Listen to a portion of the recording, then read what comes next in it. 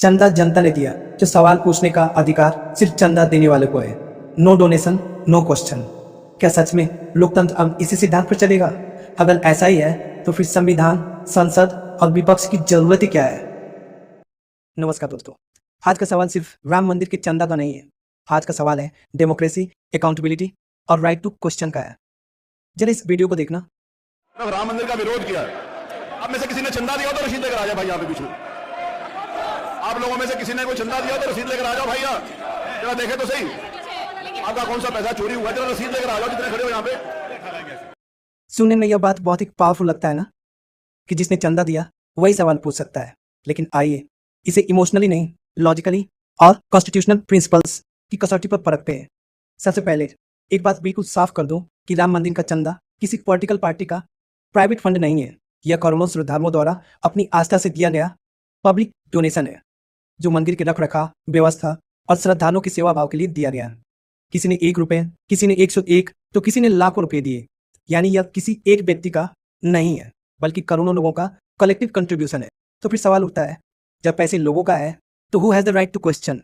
तो सवाल करने का हक किसे है? जवाब है जनता को। तो फिर लोकतंत्र में जनता की आवाज कौन है? तो जवाब है जनप्रतिनिधि, सांसद, मीडिया और देश का जागरूक नागरिक।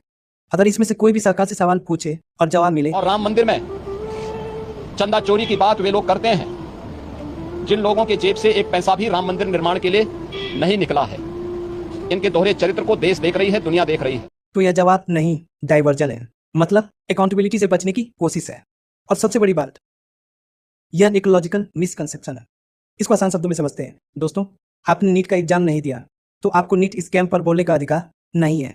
ठीक इसी तरह अगर किसी पुल के गिरने से लोग मर जाए तो सवाल सिर्फ टोल टैक्स देने वाला ही करेगा, दूसरा नहीं। अगर ऐसे ही देखा जाए तो सरकारी अस्पताल की लापरवाही पर सवाल मरीज या मरीज का परिवार ही उठा सकता है, दूसरा नहीं। दोस्तों, अगर यही लॉजिक स्वीकार कर लिया जाए तो संसद का अस्तित्व ही खत्म हो जाएगा, क्योंकि फिर हर सवाल का एक ही जवाब होगा, you are not eligible to ask. लेकिन लोकतंत्र किसी एलिजिबिलिटी सर्टिफिकेट पर नहीं चलता। लोकतंत्र चलता है तो ट्रांसपेरेंसी, अकाउंटेबिलिटी और पब्लिक ट्रस्ट पर। जनप्रतिनिधि का काम सरकार से जवाब मांगना है, सरकार का काम जवाब देना है, और जनता का काम दोनों की जवाबदेहिता को बनाए रख। अगर सवाल का जवाब तथ्य से दिया जाए तो लोकतंत्र मजबूत होता है। लेकिन अगर सवालों के जवाब में सिर्फ सवाल पूछने वाले पर हमला किया जाए तो बहस मोते से आकर व्यक्ति पर आ जाती है, और यही किसी स्वस्थ लोकतंत्र के लिए चिंता की बात है।